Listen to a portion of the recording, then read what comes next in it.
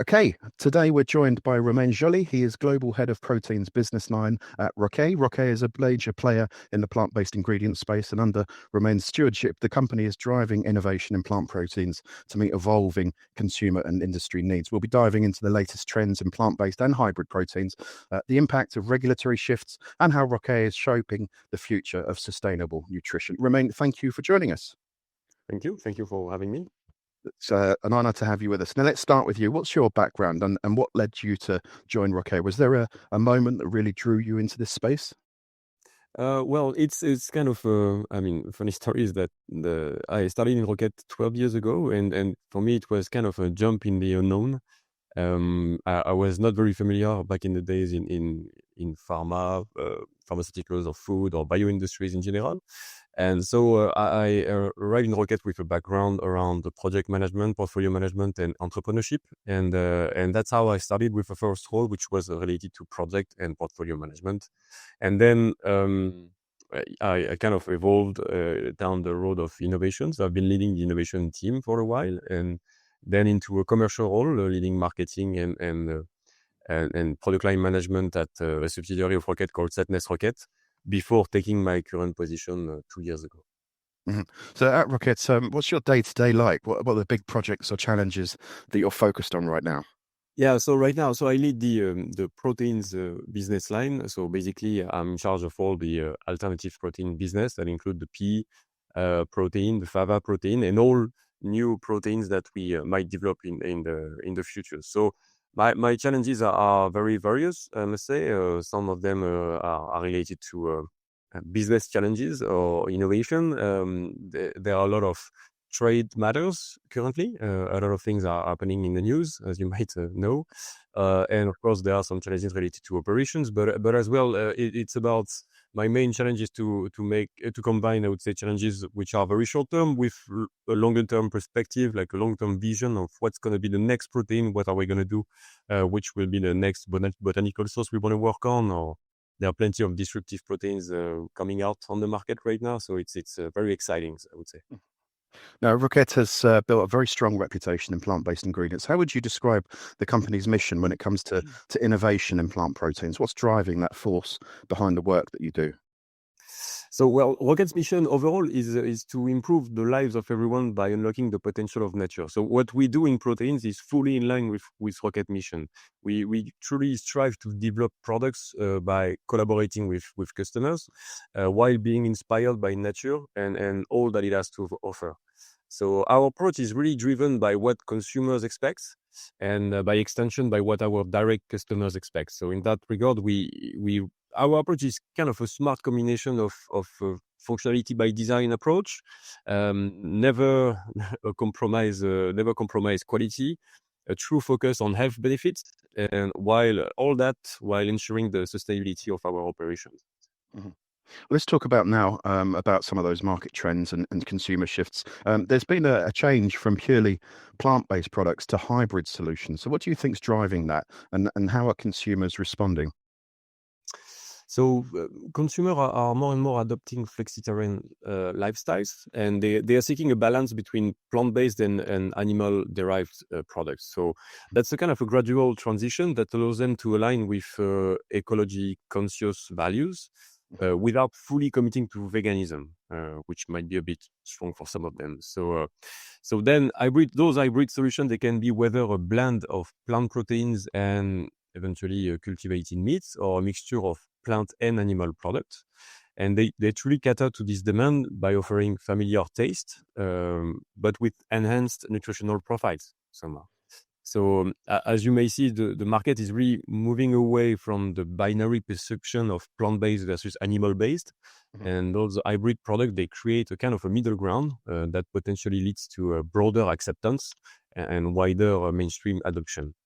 And so this evolution reflects the extensive reach of plant-based ingredients across diverse food categories and enhancing consumer choice and accessibility, basically. Mm-hmm. For specialized nutrition and protein fortification, as the topic we covered in our latest issue, what do you think are the key consumer expectations that manufacturers need to meet? Yeah, so protein fortification was once niche, I would say, and now it really became a mainstream expectation. So that make the market grow a lot, I would say, but which is great, which is exciting. But consumers are seeking high quality proteins with a complete amino acid profile that can also deliver functional benefits that will help to support their personal health goals. That can be muscle repair or muscle building or satiety for weight management. We talk a lot about it right now. But this demand is especially high for performance and recovery focused nutritional products, which drive the need for high value protein sources that are scientifically proven to deliver the desired health benefit. So now there is a growing preference for sustainable non-allergenic plant-based proteins like pea or fava or legumes in general, which can offer a high protein content while using fewer environmental resources than animal farming. This completely aligns with consumers' expectations for products that are both health conscious and eco-friendly. Mhm. But the consumer expectations go beyond this. They also expect a delicious taste. In food, taste always comes first, then eventually price, and then comes the rest in terms of drivers. So they expect a delicious taste, and for example, in format like ready to mix protein product, they would expect a fantastic taste and creamy texture somehow. So we've launched a specific product for that, which is called the S80 Neutralis S854F, which is a protein isolate, and that helps manufacturer to meet such demand of creaminess. And that's a protein which is rich in essential amino acids. It boasts a high digestibility score, and it's truly an optimal choice for whoever wants to meet those consumer demand of high quality and nutritious protein product. So yeah, and it avoids as well. It helps to avoid some issues that can happen with proteins, like in terms of texture, like chalky or gritty texture. So that's thanks to the enhanced viscosity of that product that we developed. And on top of that, there is a reduced sodium level of just 0.5%. And that helps to cater to growing demand for healthier options as well, because sodium is a concern for more and more consumers. So this is really a critical and really tailor-made product for that kind of application. It helps, for example, to minimize the foaming as well when the consumer mix their RTD. So it really favors a consistent and enjoyable experience for consumer, and that's really how we develop product. You were talking about our approach. It's about functionality by design, thinking about the consumer and how they want to enjoy their food experience at the end. Mhm. Now, one of the shifts I've been noticing, I think I read yesterday that GLP-1 could be a $100 billion market by 2030, which is quite amazing. How do you see plant proteins playing a role in meeting these new dietary needs, such as GLP-1 medications? Yeah, indeed. So it's indeed a trend that's going pretty fast. I think last time I heard, I think 1 in 5 Americans are under GLP-1 medication, and that's not even. And GLP-1 is not under an oral dosage form yet, so it could increase even more, indeed. But the GLP-1 medication, they essentially reduce appetite. So that lead consumers to seek smaller and nutrient-dense meals that are rich in protein to still meet their daily nutritional needs. So the plant proteins are ideal for these compact and high nutrient products that support muscle retention and overall well-being, just as well as maintaining satiety. They also respond to increasing demand for sustainable protein options that are non-allergenic and that can offer high protein content while still being suitable for diverse dietary needs. How far along do you think the industry is in developing finished products that cater specifically to that emerging consumer need?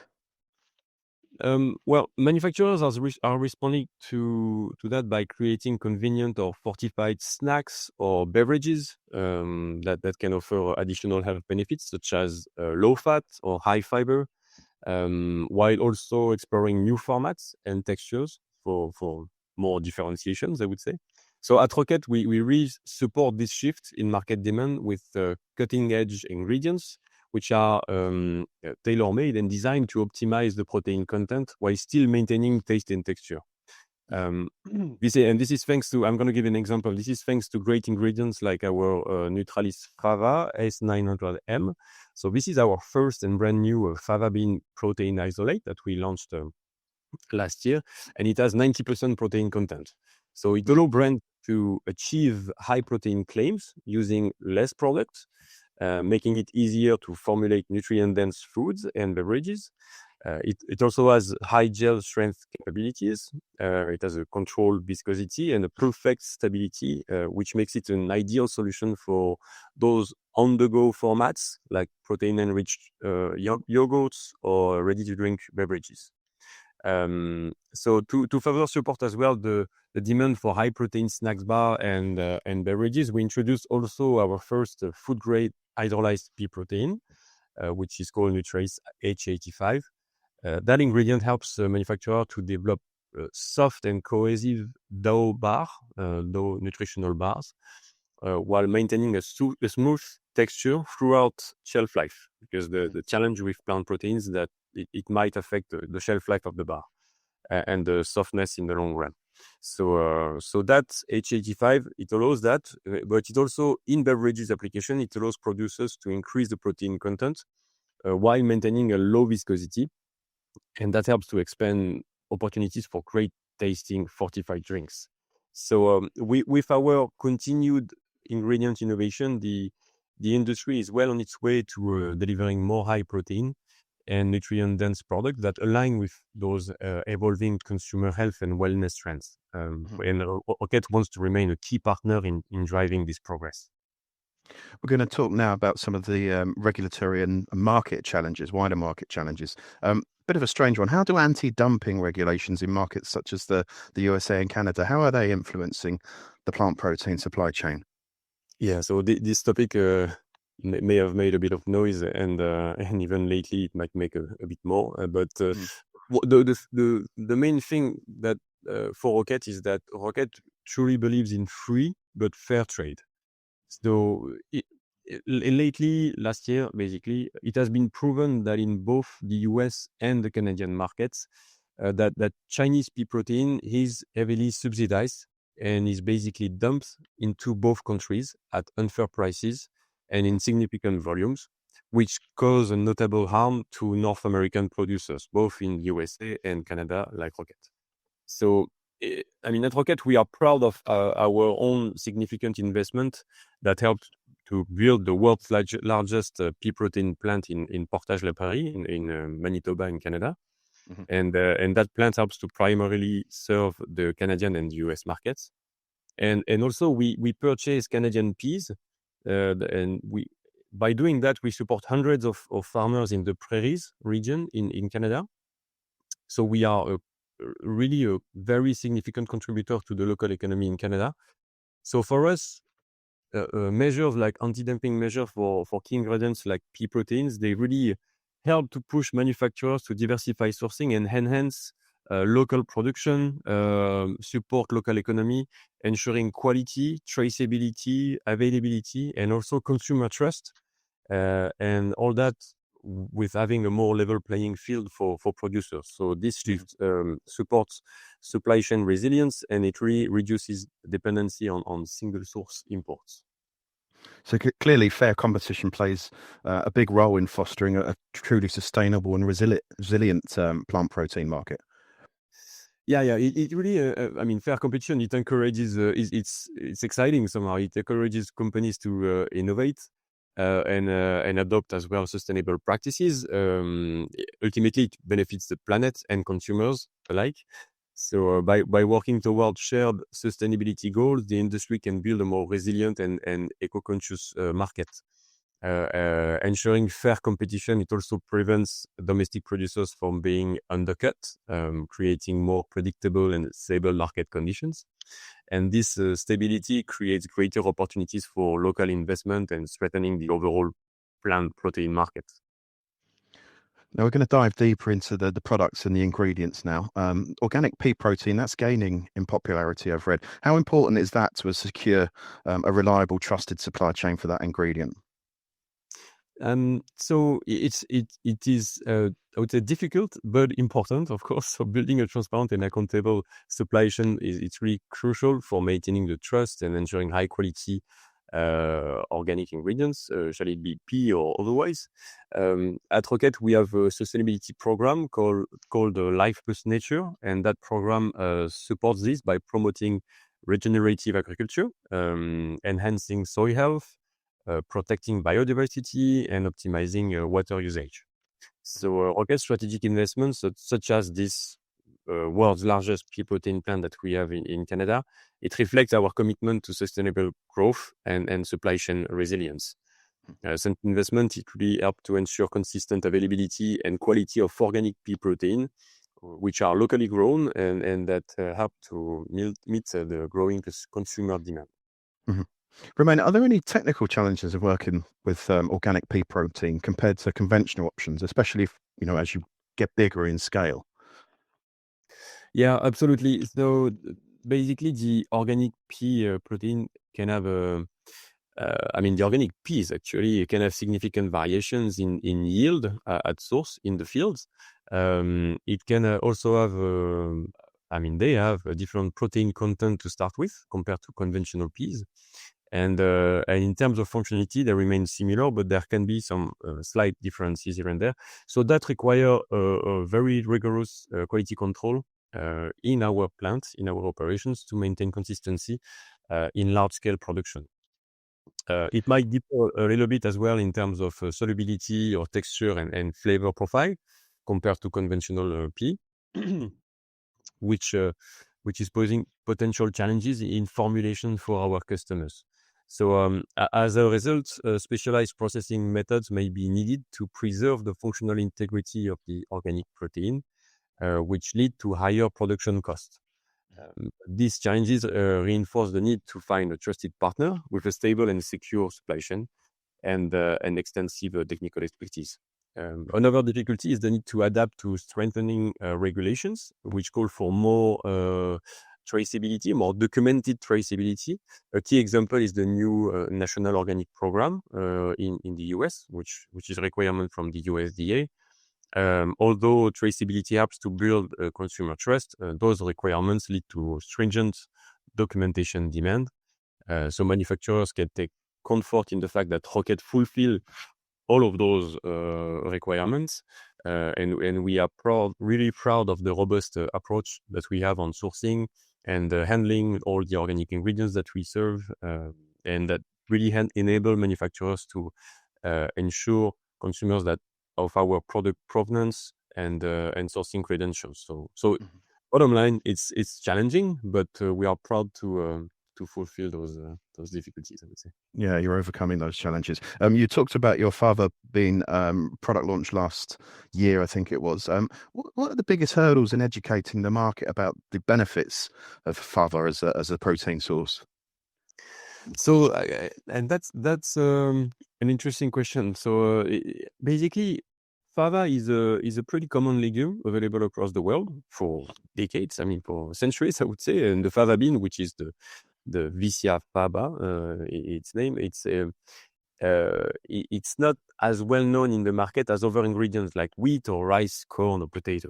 So, and it can also be known by different names, which are linked to individual crops like horse bean or field bean, which hinders consumer recognition somehow. So the key is really strategic communication that highlights its clean label appeal, its sustainability attributes, I would say, and application versatility. And that would really help to drive the consumer acceptance. More, I would say, strategic communication, like education of consumers. Mm. Now, science-backed evidence is a very important criteria for companies such as Roquette. So, as consumers become more health conscious, how important is scientific validation when promoting plant protein's role in, I don't know, criteria such as muscle strength or mass development? Yeah, well, so consumers are becoming more health conscious and at the same time way more informed thanks to social networks and availability of information overall everywhere. So as they are more informed, they expect clear and scientifically validated health benefits from functional ingredients like the plant proteins. So they want to understand why and how a product is really good for you, as we might say.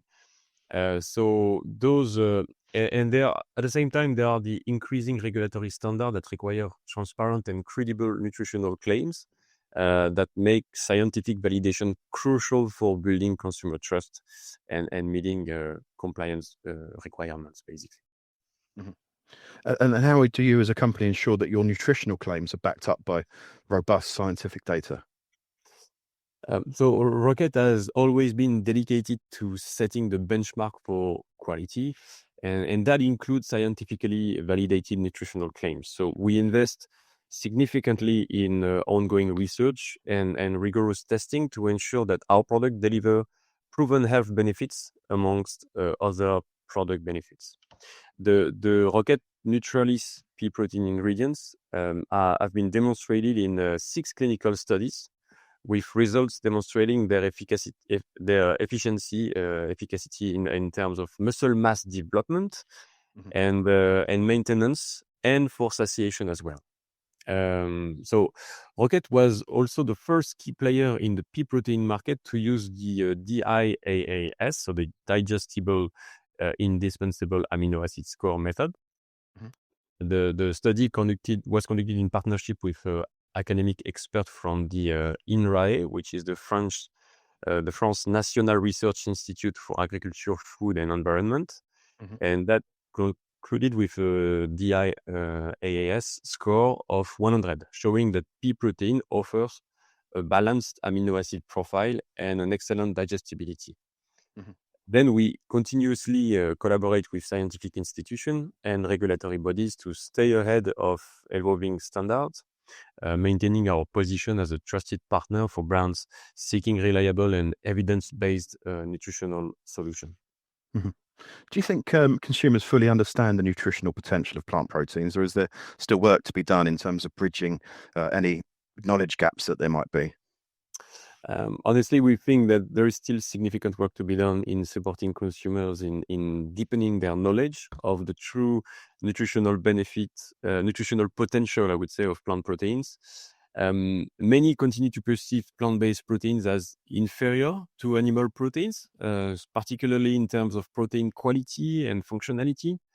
At Roquette, we are committed to closing this perception gap by showcasing that plant proteins can deliver comparable, if not superior, nutritional value, while also offering functional benefits like versatility in formulation and desirable taste and appealing texture. Mhm. Our advanced protein isolate derived from pea and fava bean, they provide 85% protein content. They demonstrate that plant proteins are nutritionally robust, as well as being highly functional. And these high protein isolates enable manufacturers to create nutritious and delicious products, which is critical for consumer acceptance and satisfaction. Mm. Let's talk about product innovation before we sort of move towards the wrap part of the interview. There's a growing demand for high protein bars and ready to mix products. So, what innovations are you most excited about, Romain? Well, we're excited about making protein fortification more accessible so that it can be seamlessly integrated into everyday foods.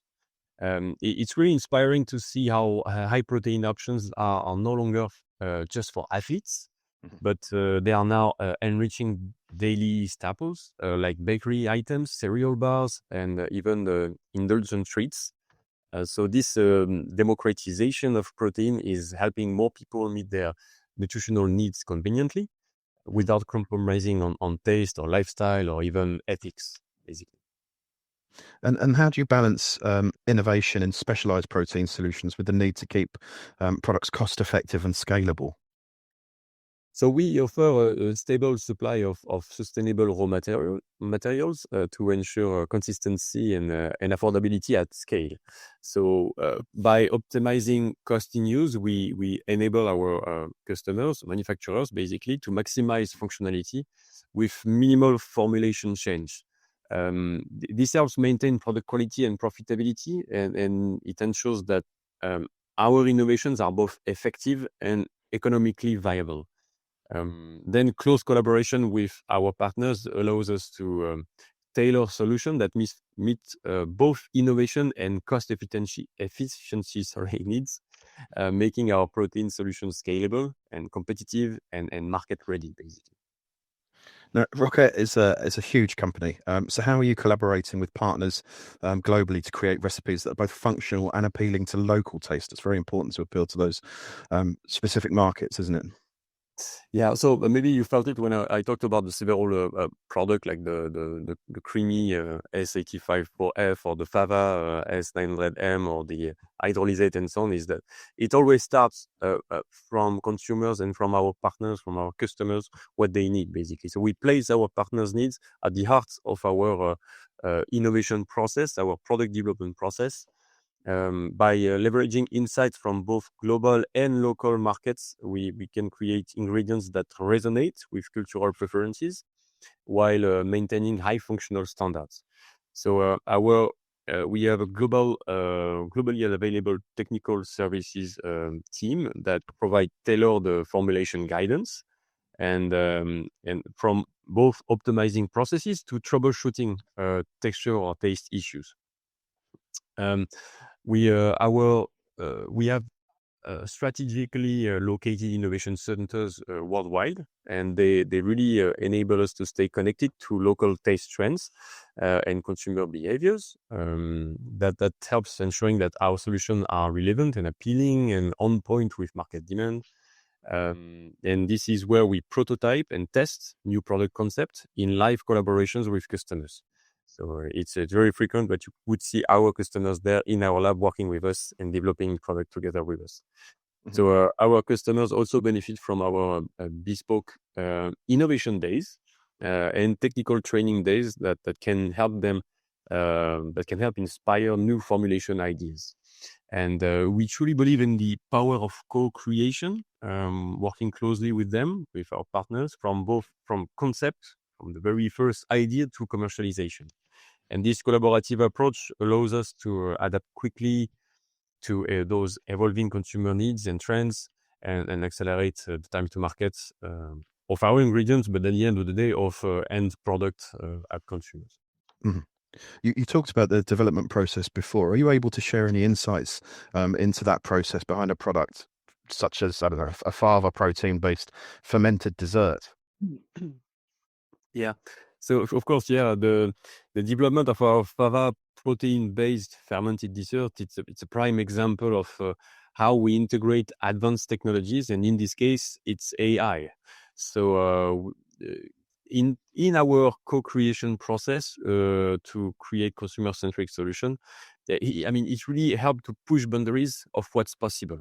So here we utilized AI to generate detailed consumer profiles, enabling us to quickly identify emerging trends and preferences.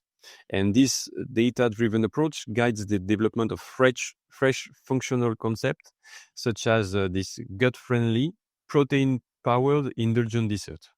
Mhm. And by combining both our global consumer insight and technical expertise with AI and data analytics, we can ensure that our innovations are creative and closely aligned with what the market is requiring. Mhm. Yeah, AI is just penetrating everywhere. Yeah. Are there any other projects or partnerships at Roquette that you're especially excited about? So basically, we right now I can't wait for the fava protein to take off on the market because it's still fairly new. It was launched only 1 year ago, so Mhm. and we see a lot of traction there. We are delighted to support our customers in those development. There is a lot of education and communication to be made around it, as we discussed. So we truly think that there is a lot of potential there with fava and all the declination of the fava ingredient that we might develop, because we're just getting started. For now, we just have one product, and we'll develop new ones very soon. And then of course all the industry knows the challenge of the vegetal proteins flavor profile. It's not about pea only, huh? It's about all vegetal proteins, but pea can be as challenging as any other one. And we're working hard on that field, and we hope to get back to you pretty soon with exciting new development. Just got a couple of more questions now, Romain. What's the one thing that you wish people understood more about plant proteins and their role in the future of food? Yeah, well, when reviewing consumer surveys that we happen to do across the world, it appears that there is still a strong lack of knowledge regarding plant proteins and or their nutritional profile, on how they are produced, and so there are two things somehow that that that I want to emphasize here is that first, plant proteins can be just as nutritionally good as animal proteins, or even superior sometimes, and without some drawbacks of the animal proteins, because animal proteins sometimes do not come alone, and they come with fats or saturated fats and plenty of other things, which can be a problem that we don't face with plant proteins. So the first thing is that nutritionally as good or even superior than animal proteins. And the second thing is that somehow we won't be able to feed the planet sustainably without them. So we need to trust them. We need to try them out in the various applications where you can find them, and it's becoming more and more mainstream. So it's about meat or dairy alternatives or protein supplements or beverages. It's a bit everywhere now. So it's really easy to try them out. So really, we have to give it a go and continue to adopt them, because they are a key component of feeding the planet within the next 25 years somehow. Mhm. I'm going to get your crystal ball out now. Looking ahead, what trends in plant protein do you think will define the next 5 years? Well, we have to be frank. What applies to food overall applies to plant proteins too. So the food industry is always confronted to the same two key purchasing driver for consumers. First is the taste, and second would be the price. Those two always come first. But we always need to ensure that plant proteins can deliver both an amazing and delightful taste experience in order to continue to increase consumer adoption. But in parallel, and especially in such an inflationary period, affordability will become more and more critical. So then, of course, uh, after that, we see plant proteins benefiting from consumer health concerns like allergenicity or nutritional benefits, like ensuring the right protein intake daily, or animal welfare too, or sustainability concern. But those can vary from one area to another, or one application to another, one consumer to another. Overall, basically, those trends are pulling the demand upward, and surely in a more stable and sustainable way. And I must say that it's truly exciting to be in the proteins business right now.